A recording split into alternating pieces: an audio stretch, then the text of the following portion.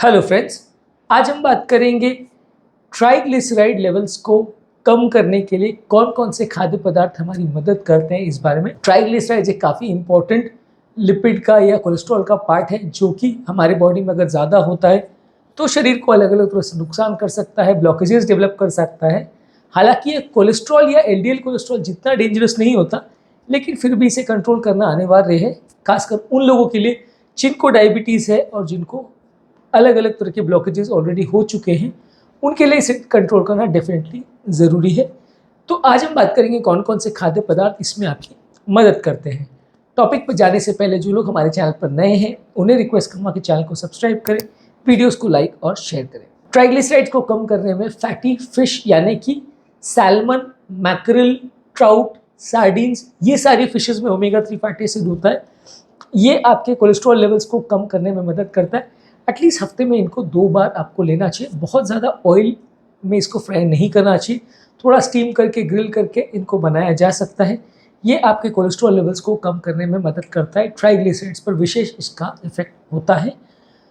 कितना exact effect होता है और कितना कम होगा हर व्यक्ति का ट्राइग्लिसराइड, वो क्वांटिफाई कर पाना थोड़ा मुश्किल है। मेडिसिन के लिए भी थोड़ा बहुत कई बार इफेक्ट उनका अनप्रिडिक्टेबल होता है। एग्जैक्टली हम आपको नहीं बता सकते कि आपका ट्राइग्लिसराइड 350 से 250 आ जाएगा या 150 आ जाएगा या नहीं, ये कह पाना थोड़ा मुश्किल है। अलग अलग व्यक्तियों में अलग अलग इफेक्ट आ सकता है। बहुत सारे इसके कंफाउंडिंग वेरिएबल्स होते हैं जिससे इस पर फ़र्क पड़ता है, यानी कि बहुत सारी और चीज़ों पर या डाइट की या लाइफस्टाइल रिलेटेड चीज़ों पर भी इससे फ़र्क पड़ता है। इसलिए एग्जैक्ट कह पाना कि आप 2 बार फिश लोगे और या ओमेगा 3 फैटी एसिड्स के कैप्सूल्स भी अगर अलग से लोगे तो ट्राइग्लिसराइड कितना कम होगा, ऐसा कह पाना मुश्किल है, पर ये डेफिनेटली आपके लिए बेनिफिशियल है। इसके अलावा नट्स और सीड्स, खासकर जो आलमंड्स यानी बादाम, वॉलनट यानी कि अखरोट, फ्लैक्स सीड्स और चिया सीड्स में भी ओमेगा 3 फैटी एसिड्स रहता है और इनमें फाइबर और एंटीऑक्सीडेंट तत्व भी रहते हैं, जो कि ट्राइग्लिसराइड लेवल को कम करने में हमारी मदद करते हैं। तो जिन लोगों को भी ट्राइग्लिसराइड का प्रॉब्लम है वो ये सारी सीड्स को ले सकते हैं। बहुत ज़्यादा नहीं लेना चाहिए, क्योंकि ये सारे सीड्स में कोलेस्ट्रॉल या बहुत सारा मात्रा में लेने में इसमें कैलोरीज बहुत ज़्यादा रहती है। तो इसलिए अगर बहुत ज़्यादा आप लोगे तो इनडायरेक्ट वे में आपको नुकसान ही करेगा, क्योंकि ये वज़न आपका बढ़ा देगा। तो इनको सीमित मात्रा में लेते हैं, लगभग 20 से 30 ग्राम पर डे तक लेते हैं तो चलेगा। उससे ज़्यादा मात्रा में आप लेने का प्रयास करते हैं तो ये फ़ायदा के बदले नुकसान करती है। इसके अलावा होल ग्रेन्स यानी वो ग्रेन्स या अन्न पदार्थ जिसके ऊपर का हस्क या फाइबर कंटेंट नहीं निकाला गया है, इसमें brown rice, brown wheat, oats, barley और क्विनोआ ये आते हैं। ये बेसिकली फाइबर कंटेंट इसमें ज़्यादा होता है, इसलिए ये आपका ट्राइग्लिसराइड लेवल को कम करने में मदद करते हैं। इनको ज़्यादा मात्रा में लेने से कोलेस्ट्रॉल लेवल्स को भी कम करने में मदद करते हैं। इसके अलावा हरी साग सब्जी जैसे पालक, मेथी, केल, ब्रोकोली, अलग अलग तरह की जो भी हरी साग सब्जी है, इनका कैलोरी लेवल्स कम होता है, फाइबर्स, विटामिन, मिनरल्स इनमें अच्छे होते हैं। ओवरऑल हार्ट की हेल्थ के लिए अच्छा है, इसलिए इनको रेगुलर बेस पे लेना चाहिए।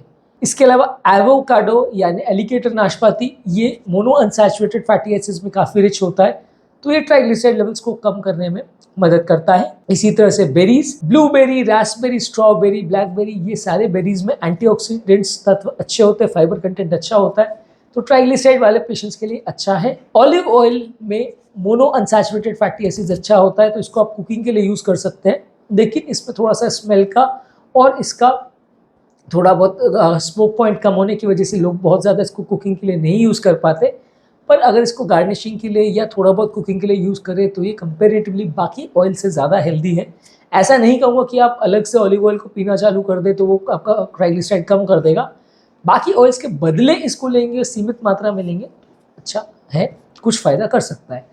इसके अलावा गार्लिक यानी लहसुन, इसमें एलिसिन करके कंपाउंड होता है जो कि ओवरऑल आपकी हेल्थ के लिए अच्छा है। फ्रेश गार्लिक या लहसुन आप लेते हैं अपने खाने में या सब्जियों में इसको डालते हैं तो ये ज़्यादा फ़ायदा करेगा। लेकिन इसमें ये है कि इसमें भी वही रूल है जो बाकी सारे प्लांट प्रोडक्ट्स में होता है कि इनको कितनी मात्रा में लेने से कितना कोलेस्ट्रॉल कम होगा, इसको कोई एग्जैक्ट क्वांटिफिकेशन नहीं है कि भाई इतना डोज में लेने से इतना कोलेस्ट्रॉल कम हो जाएगा। अलग अलग व्यक्तियों में इसका अलग अलग इफेक्ट हो सकता है, किसी में कम किसी में ज़्यादा, तो इसलिए आपको इसको लेना है और बाकी चीज़ों के साथ में लेना है तो ये फ़ायदा करेगा, कुछ हद तक आपका ट्राइग्लिसराइड्स कम करने में मदद करेगा। इसके अलावा लीन यानी फैट फ्री प्रोटीन ले सकते हैं।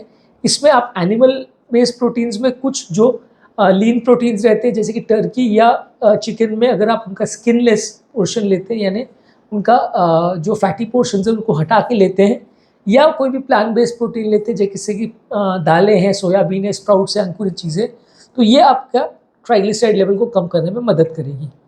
इसके अलावा दूध के जो प्रोडक्ट्स हैं उसमें अगर आप मलाई निकाल के या लो फैट डेयरी प्रोडक्ट्स लेते हैं तो वो भी अच्छा है। खास करके दही को अगर आप लेते हैं तो वो मॉडरेट मात्रा में या ठीक मात्रा में लेते हैं तो आपके ट्राइग्लिसराइड या कोलेस्ट्रॉल को कम करने में मदद करता है। इसके अलावा ग्रीन टी, इसमें कुछ एंटीऑक्सीडेंट तत्व होते हैं जो आपका ट्राइग्लिसराइड कम करने में मदद करता है। ज़्यादा मात्रा में यदि आप पानी भी पीते हैं तो इससे आपका ओवरऑल खाना कंजम्पशन कम होता है। तो खाने के दौरान यदि आप पानी को पीते हैं या हाइड्रेशन अच्छा मेंटेन करते हैं तो ये भी कुछ हद तक इनडायरेक्ट वे में आपका मदद करता है ट्राइग्लिसराइड को कम करने में। इसके अलावा खाने के दौरान आपको पोर्शन कंट्रोल मेंटेन करना ज़रूरी है, यानी किसी भी तत्व को या पदार्थ को बहुत ज़्यादा मात्रा में आप मत खाइए। अगर आप कोई भी चीज़ को बहुत ज़्यादा मात्रा में खाएंगे तो बॉडी में एक तरह से ओवरडोज हो जाता है, तो ये आपके अबनॉर्मल फैटी एसिड्स और ट्राइग्लिसराइड्स को बढ़ाता है। तो हर चीज़ों को सीमित मात्रा में खाएं, बैलेंस डाइट अगर आप लेते हैं तो ज़्यादा अच्छा है आपके लिए ट्राइग्लिसराइड पॉइंट ऑफ व्यू। इसके अलावा एडेड शुगर्स आप मत लीजिए, शुगर्स आप कोई भी चीज़ में मत डालिए, शुगर भी इनडायरेक्टली आपका ट्राइग्लिसराइड बढ़ाएगा। ये एक इंपॉर्टेंट मिसकंसेप्शन है, लोगों को लगता है कि अगर हमने खाने पीने में तेल कम कर दिया तो हमारा ट्राइग्लिसराइड लेवल बिल्कुल कम हो जाएगा। ऐसा नहीं होता। अगर हमने सिर्फ प्लांट बेस्ड फूड लिया, एनिमल बेस्ड फूड नहीं लिया तो हमारा ट्राइग्लिसराइड बिल्कुल कम हो जाएगा, ऐसा नहीं है। क्योंकि बॉडी में बहुत सारे तरीके हैं जिससे अलग अलग चीज़ों को बॉडी ट्राइग्लिसराइड्स में या फैटी एसिड्स में कन्वर्ट कर सकती है। कार्बोहाइड्रेट भी जो आप खाते हैं वो भी बॉडी में कन्वर्ट हो सकता है आपके फैटी एसिड्स में या ट्राइग्लिसराइड्स में। इसलिए अगर सिर्फ ऑयल को बंद कर दिया या सिर्फ एनिमल फूड को बंद कर दिया तो आपका पूरा कोलेस्ट्रॉल या ट्राइग्लिसराइड ठीक हो जाएगा, ऐसा ज़रूरी नहीं है। सब चीज़ों पर आपको कंट्रोल करना पड़ेगा। इसके अलावा आपको अल्कोहल का कंजम्पशन कम करना है, ये भी ट्राइग्लिसराइड्स वाले पेशेंट्स के लिए थोड़ा नुकसानदायक है। सिट्रस फ्रूट्स को आपको ज़्यादा लेना है। सिट्रस फ्रूट्स जैसे ऑरेंज, ग्रेप फ्रूट है, लेमन है, ये आपके ट्राइग्लिसराइड लेवल्स को कम करने में मदद करता है। इसके अलावा दालचीनी और हल्दी, दालचीनी बेसिकली एक स्पाइस है जो काफ़ी ज़्यादा क्विजीन्स में अपने यहाँ यूज़ होता है। अलग अलग तरह के चीज़ों में आप उसको यूज़ कर सकते हैं फ्रेग्रेंस और स्मेल बढ़ाने के लिए, वो भी आपके ट्राइग्लिसराइड को कम करने में मदद करता है। हल्दी भी एक स्पाइस है, ज़्यादातर लोगों को बताने की ज़रूरत नहीं कि हल्दी क्या होता है। इसमें कुर्क्यूमिन होता है, एक तत्व जो कि एंटी इन्फ्लेमेटरी होता है, जो बॉडी में इन्फ्लेमेशन को कम करता है। इसको ज़्यादा मात्रा में लेने से आपके ट्राइग्लिसराइड्स को ये कम करता है। बहुत ज़्यादा मात्रा में लेने से शायद ही नुकसानदायक हो सकता है, इसलिए सीमित मात्रा में ले सकते हैं, पर इसका प्रोपोर्शन अगर आप बढ़ाते हैं खाने में तो आपके लिए फ़ायदेमंद हो सकता है। इसके अलावा डार्क चॉकलेट आप लेते हैं जिसमें एंटीऑक्सीडेंट्स होते हैं और फ्लेवोनॉइड्स होते हैं, ये ट्राइग्लिसराइड्स वाले पेशेंट्स के लिए अच्छा है।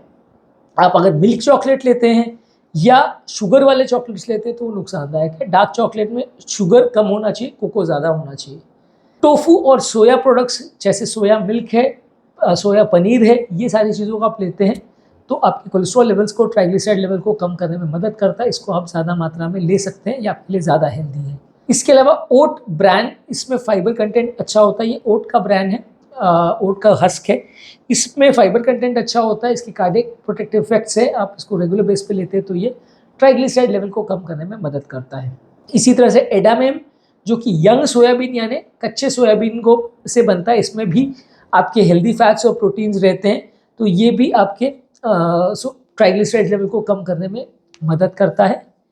प्याज में कुछ अच्छे तत्व होते हैं, कुछ एंटीऑक्सीडेंट्स होते हैं, फाइबर कंटेंट अच्छा होता है, तो ये भी ट्राइग्लिसराइड को कम करने के लिए मददगार हो सकता है। चीज़ों में प्याज की मात्रा को आप बढ़ा सकते हैं। इसके अलावा सी वीड जैसे कि नोरी करके एक सी वीड होता है और केल्प करके एक सी वीड होता है, ये आपके लिए ओमेगा 3 फैटी एसिड्स लेके आते हैं, तो इसको आप सैलड्स वगैरह में ले सकते हैं। जो लोग कोस्टल एरियाज़ में रहते हैं वो इस तरह के सीवीड्स जैसे कि नोरी और केल्प इसका प्रयोग कर सकते हैं, तो ये आपके ट्राइग्लिसराइड लेवल को कम करने में मदद करता है। इसके अलावा बार्ली आप यूज़ कर सकते हैं, ये इसमें सोल्यूबल फाइबर अच्छा होता है और बार्ली यानी जौ में सोल्यूबल फाइबर अच्छा होता है, ट्राइग्लिसराइड लेवल को कम करने में मदद करता है। साइलियम हस्क जो कि ज़्यादातर वैसे तो कॉन्स्टिपेशन के पेशेंट यूज़ करते हैं, लेकिन इसमें सोल्यूबल फाइबर कंटेंट अच्छा होता है, तो ये भी आपके बॉडी में ट्राइग्लिसराइड के एब्जॉर्प्शन को और फैटी एसिड्स के पाचन को कम करता है, जिससे आपका ब्लड कोलेस्ट्रॉल लेवल और ट्राइग्लिसराइड लेवल कम होता है। इन खाद्य पदार्थों को आप रेगुलर बेसिस पे अगर यूज़ करते हैं तो आपका ट्राइग्लिसराइड कम होगा। आज के टॉपिक में जिन चीज़ों के बारे में हमने बात की उनको आप रेगुलर फॉलो करेंगे तो ट्राइग्लिसराइड कम करने में आपकी मदद मिलेगी। किस चीज़ से कितना फ़ायदा होगा उसको क्वांटिफाई करना मुश्किल है। सारी चीज़ों का अगर आप प्रयोग करते हैं तो आपको डेफिनेटली फ़ायदा होगा और कोलेस्ट्रॉल कम करने में मदद मिलेगी। उम्मीद करूँगा कि आज के टॉपिक से आपको कुछ नई बातें जानने को मिली होगी। जो लोग हमारे चैनल पर नए हैं उन्हें रिक्वेस्ट करूँगा कि चैनल को सब्सक्राइब करें, वीडियोज़ को लाइक और शेयर करें। Thank you.